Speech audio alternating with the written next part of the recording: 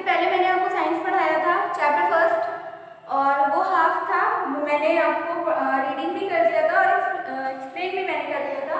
तो अब आगे का मैं आपको इस वीडियो में बताऊंगी। चैप्टर स्टार्ट करने से पहले before start the chapter please subscribe our channel and press the bell icon, यानी कि हमारे चैनल को सब्सक्राइब कर लीजिए और बेल आइकन को प्रेस कर दीजिए ताकि हमारी सारी वीडियोस आपको टाइम पे मिल सके। तो इससे पहले मैंने आपको क्या बताया था, living and non living things में कैरेक्टरिस्टिक्स ऑफ लिविंग थिंग्स मैंने आपको बताई थी। जीवित चीजों की विशेषताएं मैंने आपको क्या बताया था। सबसे फर्स्ट, लिविंग थिंग्स मूव,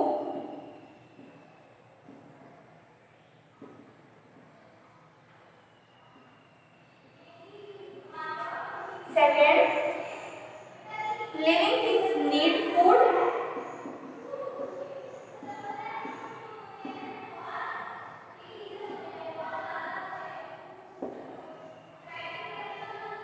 सभी बच्चे अपनी अपनी बुक्स जरूर से निकाल लीजिए। Third, growth of living things,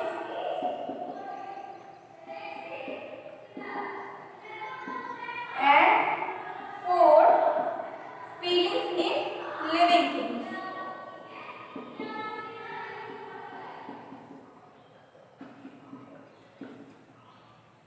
ये चार चीजें मैंने आपको बताई थी कि लिविंग थिंग्स मूव यानी लिविंग थिंग्स चलते हैं, जो भी जीवित चीजें होते हैं उनको खाने की आवश्यकता होती है, वो खाना खाते हैं।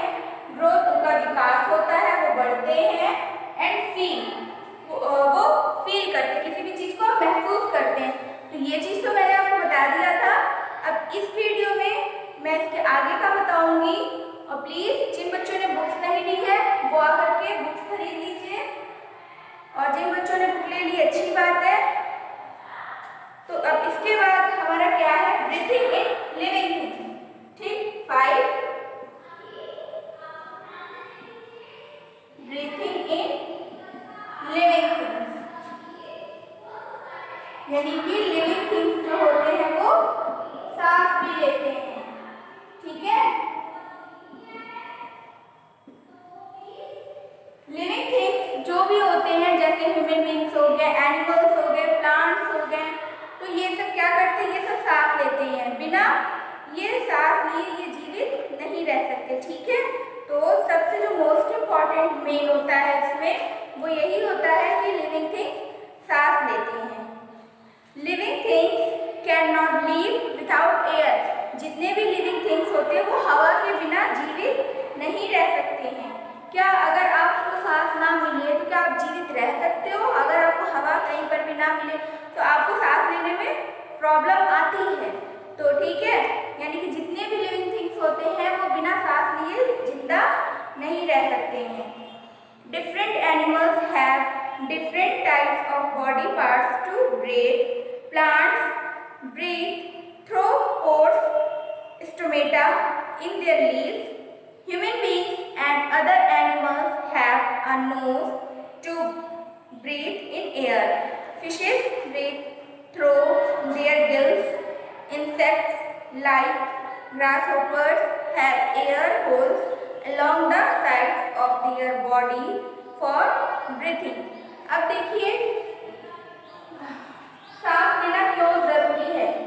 जितनी भी जीवित चीजें होती, चाहे वो आपके ह्यूमन बीइंग्स हैं, प्लांट्स हैं, एनिमल्स हैं, बर्ड्स हैं, इंसेक्ट्स हैं, कुछ भी एनीथिंग, बट वो लिविंग थिंग्स होना चाहिए। ठीक है, तो वो बिना सांस लिए, बिना हवा के वो जीवित नहीं रह सकते हैं। सो इसमें देखिए क्या दिया गया है कि living things can not live without air, जीवित चीजें हवा के बिना नहीं रह सकती हैं। Different animals have different types of body parts to breathe. सांस लेने के लिए अलग अलग जानवरों के शरीर में अलग अलग हिस्से होते हैं। ठीक है, सांस लेने के लिए जानवरों के शरीर में, यानी अलग अलग जानवरों के शरीर में अलग अलग हिस्से होते हैं। जैसे हम लोग तो इंसान, तो हम लोग किससे सांस लेते हैं, हम लोग नाक से सांस लेते हैं, अपनी नोज से। अगर आप देख लीजिए जहाँ पर बहुत ज़्यादा गर्मी होती है, बहुत ही ज़्यादा बंद जगह होती है, जहाँ पर आपको सांस लेने में प्रॉब्लम होती है, वहाँ पर आपका दम घुटने लगता है। ऐसा लगता है कितनी जल्दी दरवाजे खिड़की सब खोल दिया जाता है कि आप सांस ले सको आराम से। या आपको जुकाम वगैरह हो जाता है, जब आपकी नाकी नोज आपकी बंद हो जाती है तब भी आपको प्रॉब्लम्स होती हैं, ठीक है। फिर उसके बाद है plants breathe through stomata in their leaves. देखिए पौधे कैसे सांस लेते हैं। पौधे जो होते हैं वो अपनी पत्तियों में, उनकी पत्तियों में जो छेद होते हैं जिसको हम लोग स्टोमेटा कहते हैं, वो उनके द्वारा सांस लेते हैं, ठीक है। पौधे अपनी पत्तियों में जो छेद होते हैं स्टोमेटा, उसके द्वारा सांस लेते हैं। फिर human beings and other animals have a nose to breathe in air. मनुष्य और जानवरों की मनुष्य और जानवरों को सांस लेने के लिए उनके पास अपनी नाक होती है। मैंने अभी आपको क्या बताया कि हम लोग अपनी नोज से ब्रीथ करते हैं, यानी अपनी नाक से सांस लेते हैं। बट इसके अलावा fishes breathe through their gills. जो फिश होती है यानी मछलियाँ जो होती है वो कैसे सांस लेती हैं? मछलियाँ अपने गलफड़ों से सांस लेती हैं, ठीक है। गिल्स मीन्स गलफड़े, तो मछलियाँ अपनी गलफड़ों से सांस लेती हैं।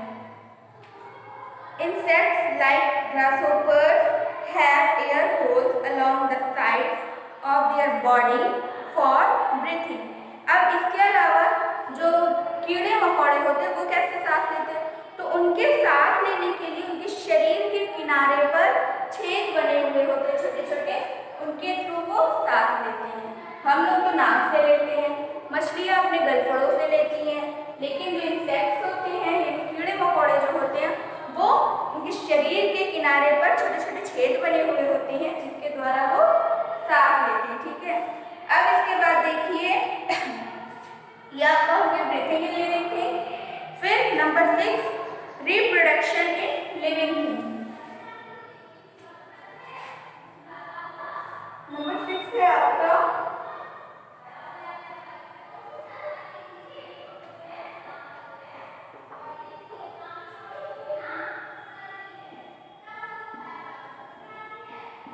reproduction in living things।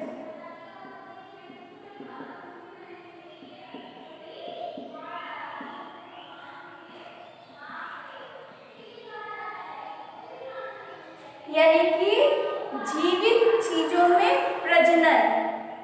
अब प्रजनन का मतलब क्या होता है? यानी कि जीवित चीजें नई जीवित चीजों को जन्म देती हैं, ठीक है। देखिए इसके बारे में आपको बताती हूँ। When living things reproduce, जैसे कि आप देखोगे इंसानों के बच्चे होते हैं, जानवरों के बच्चे होते हैं, यहाँ तक कि इंसेक्ट्स के होते हैं, बर्ड्स के होते हैं। लेकिन अगर उसी के अपोजिट अगर आप नॉन लिविंग थिंग्स देख लीजिए, जैसे आपका कोई टॉय हो गया या बिल्डिंग्स हो गई या जितने भी नॉन लिविंग थिंग्स हैं, व्हीकल्स वगैरह हो गए, तो क्या उनके बच्चे होते हैं? नहीं ना। तो यानी कि रिप्रोडक्शन का मतलब प्रजनन करना। When living things reproduce, they give birth to new living things. This is called reproduction. यानी कि अच्छी तरह से जीवित चीजें प्रजनन करती हैं। जब वे नई जीवित चीजों को जन्म देती हैं तो इसे हम लोग क्या कहते हैं? प्रजनन कहते हैं, ठीक है। जब वो नई जीवित चीजों को जन्म देती हैं तो इसे हम लोग प्रजनन कहते हैं। Human beings and animals like cats, dogs, cows, buffaloes, etc. जैसे कि देखिए इंसान और जानवर जैसे बिल्ली, कुत्ते, गाय, भैंस और भी बहुत सारे जानवर होते हैं जो अपने बच्चों को जन्म देते हैं। Next page. Give birth to their young ones, यानी कि वो अपने बच्चों को जन्म देते हैं। Birds and some other animals like snakes, crocodiles, fishes, lizards and tortoises lay eggs and the young ones hatch out of the eggs। अभी तक तो आपने देखा कि इंसान और जो ये जानवर होते हैं वो अपने बच्चे को जन्म देते हैं। अब यहाँ पर देखिए बर्ड्स और सम अदर एनिमल्स यानी कि जो पक्षी होते हैं और भी कुछ जो छोटे छोटे कीड़े मकोड़े होते हैं उनके बच्चों का जन्म कैसे होता है, ठीक है। तो जो पक्षी और कुछ अन्य जानवर जो होते हैं, जैसे आपके ये सांप, मगरमच्छ, मछलियाँ, छिपकली और कछुआ, ये सब बच्चों को जन्म ना दे करके ये अंडे देते हैं। ठीक है, अंडे देते हैं और जिसमें से छोटे बच्चे बाहर निकलते हैं और वही बच्चे धीरे धीरे बड़े होते हैं। तो ये हो गया आपका रिप्रोडक्शन। फिर उसके बाद life cycle in living things, यानी कि जीवित चीजों में जीवन चक्र।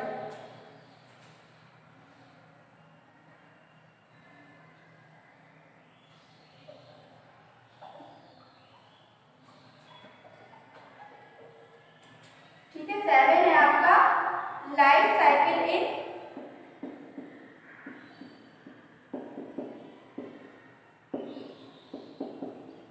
लिविंग थिंग्स,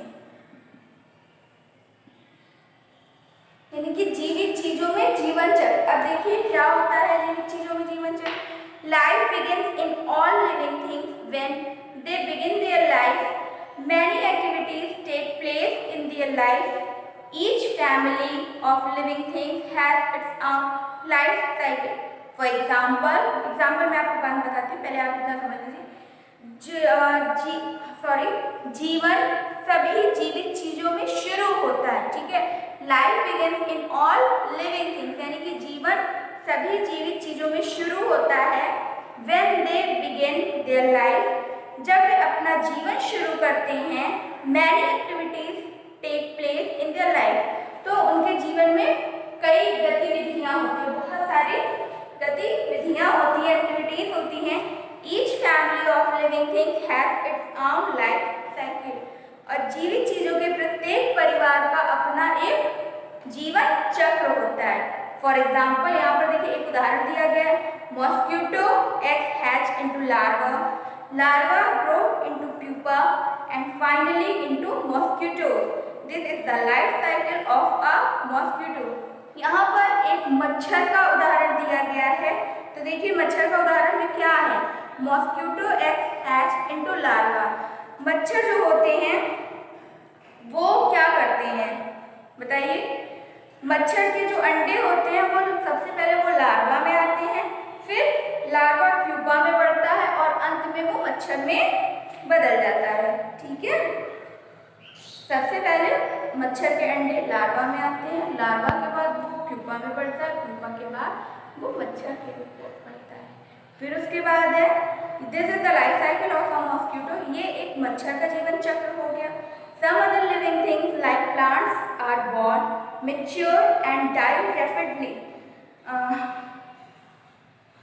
कुछ अन्य जीवित चीजें जैसे पौधों का जन्म होता है या हम लोगों का भी जन्म होता है, ह्यूमन बींग्स का भी जन्म होता है। जन्म होने के बाद हम लोग क्या होते हैं, बड़े होते हैं, बड़े होने के बाद बूढ़े होते हैं, बूढ़े होने के बाद फिर लास्ट में मर जाते हैं। मरना तो सबको ही है। तो ये हमारा एक जीवन चक्र हो गया। ठीक है, यानी कि हम लोग बड़े होते हैं, बड़े होकर के हम मैच्योर होते हैं, परिपक्व होते हैं, उसके बाद हम मर जाते हैं लास्ट में। फिर है लिविंग थिंग्स डाई। अभी तक तो आपने देखा living things move, growth, reproduction, life cycle. अब उसके बाद है लिविंग थिंग्स डाई, यानी कि जीवित चीजें जो होती हैं वो मर जाती हैं। जिन भी चीजों का जन्म होता है तो लास्ट में वो मरते भी हैं। ठीक है, ये नहीं कि अगर जो जिनका जन्म हो गया तो फिर वो रहेंगे ही रहेंगे, अगर वो मरेंगे नहीं तो दूसरी कैसे नई जीवित चीजें आएंगी। Living things die.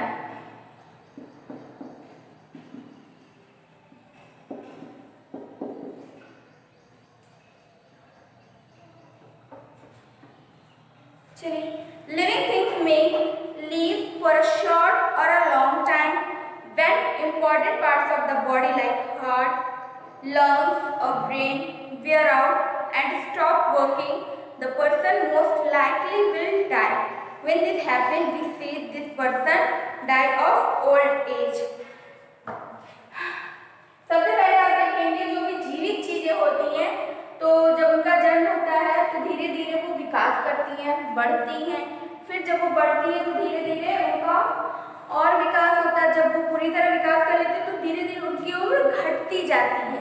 जैसे हम लोग हैं हम लोग पहले छोटे होते हैं, छोटे से फिर बड़े होते हैं, बड़े से फिर यंग एज में, सॉरी, बड़े से फिर बूढ़े होते हैं, और बूढ़े होने के बाद जब हमारे शरीर के अंदर के जो पार्ट्स होते हैं, यानी हमारा लंग्स हो गया, हार्ट हो गया, और क्या दिया है, लंग्स, हार्ट, ब्रेन, ये सब अगर काम करना बंद कर देता है तो हम एक मरने की स्थिति में आ जाते हैं। ठीक है, तो यहाँ पर देखिए, जीवित चीजें, लिविंग थिंग्स में लिव फॉर अ शॉर्ट और अ लॉन्ग टाइम, यानी कि जो जीवित चीजें होती हैं वो कम या लंबे समय तक जीवित रहती हैं। कुछ व्यक्तियों का या जानवरों का जीवन काल कम समय के लिए होता है और उनकी अपेक्षा कुछ का ज्यादा समय के लिए होता है। ठीक है, then important parts of the body like heart, lungs और brain wear out and stop working, the person most likely will die, यानी कि जब दिल, फेफड़े या मस्तिष्क जैसे जो शरीर के महत्वपूर्ण अंग होते हैं वो काम करना बंद कर देते हैं, तो व्यक्ति की जो मतलब की स्थिति होती है, उसकी संभावना होती है कि अब वो मर जाएगा। तो when this happens, we say this person died of old age। और जब ऐसा होता है तो हम कह सकते हैं कि वह व्यक्ति वृद्धावस्था में अब मर जाएगा। ठीक है, ये तो हमारा हो गया लिविंग थिंग्स। अब इसके बाद है नॉन लिविंग थिंग्स। ठीक है, यानी कि characteristics of non living things. अभी तक तो आप लोगों ने पढ़ी थी जीवित चीजों की विशेषताएं, अब हम पढ़ेंगे निर्जीव चीजों की, निर्जीव वस्तुओं की विशेषताएं। ठीक है, अब देखिए निर्जीव चीजों की क्या विशेषताएं होती है। Non living things have no life at all, they do not move, grow, breathe and even do not need food, feel और reproduce. Toys, vehicles, books, furniture and buildings are also non-living things. They are not found in nature. Non-living things are made by man. The sun, the moon, stars, mountains, rocks, sand, soil, air and water are non-living things, but they are present in nature. अब देखिए यहाँ पर क्या है, non-living things have no life at all. जो निर्जीव वस्तुएं होती हैं, यानी कि निर्जीव चीजों का कोई भी उनका जीवन नहीं होता। जैसे ये मार्कर है, ये अभी मेरे पास है, अगर मैंने इसे तोड़ दिया तो क्या ये रहेगा? नहीं, इसलिए इसका कोई जीवन नहीं है, ना ये सांस ले सकता है, ना ये चल सकता है। इसको अगर हम उठाकर भी लिखेंगे तभी ये काम करेगा। They do not move, grow, breathe and even do not need food, feel or reproduce। निर्जीव चीजें जो होती हैं ना वो चलती हैं, ना बढ़ती हैं, ना सांस लेती हैं, और यहाँ तक कि उन्हें भोजन की भी कोई जरूरत नहीं होती है, ना वो महसूस करती हैं और ना वो प्रजनन करती हैं। क्या ये मार्कर है तो क्या ये मार्कर प्रजनन करेगा, रिप्रोड्यूस करेगा? नहीं। क्यों? क्योंकि ये नॉन लिविंग थिंग है। ठीक है, फिर toys, vehicles, books, furniture and buildings are also non living things. खिलौने, वाहन, किताबें, फर्नीचर और इमारतें, ये सब भी क्या है, ये सब नॉन लिविंग थिंग्स है। ठीक है, यानी गैर जीवित चीजें हैं। फिर they are not found in nature, ये हमारे प्रकृति में नहीं पाए जाते, इन्हें बनाया जाता है, यानी ये मैन मेड होते हैं, मानव निर्मित होते हैं, इन्हें बनाया जाता है। But the sun, the moon, stars, mountains, rocks, sand, soil, air and water are non-living things, but they are present in nature। इसके अलावा देखिए निर्जीव चीजें मनुष्य, सूरज, चांद, तारे, पहाड़, चट्टान, रेत, मिट्टी, हवा और पानी, ये सब भी गैर जीवित चीजें, ये सब भी नॉन लिविंग थिंग्स है, बट ये नेचर में आपके हैं, यानी कि ये प्राकृतिक हैं, ये आपके प्रकृति में मौजूद है, इन्हें हम बना नहीं सकते। क्या आप पानी बना सकते हो या आप सूरज चांद बना सकते हो? नहीं। ठीक है, यानी कि आपका इसमें आपको क्या समझना है कि जो नॉन लिविंग थिंग्स होते हैं वो भी दो तरह के होते हैं।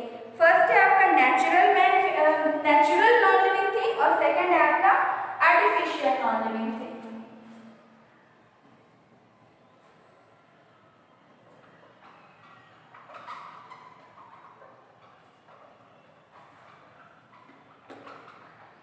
तो देखिए फर्स्ट है आपका natural non living thing and second artificial non living things. जैसा कि मैंने आपको पहले भी बताया है कि natural non living things mean जैसे आपका हो गया sun, moon, star and artificial non living things आपके हो गए जो हम लोग खुद बनाते हैं, मैन मेड थिंग्स, मानव निर्मित। तो मानव निर्मित जैसे मैंने आपको पहले भी बताया है, क्या बताया था मैंने आपको, बुक्स, फर्नीचर, व्हीकल्स, टॉयज और भी बहुत सारी चीज हो गई है। तो आपका ये चैप्टर कंप्लीट हो गया है। देन इसके बाद आपका एक्सरसाइज है, तो वो मैं आपको नेक्स्ट वीडियो में बताऊंगी। और वीडियो के लिए आप हमारे चैनल को सब्सक्राइब करिए और बेल आइकन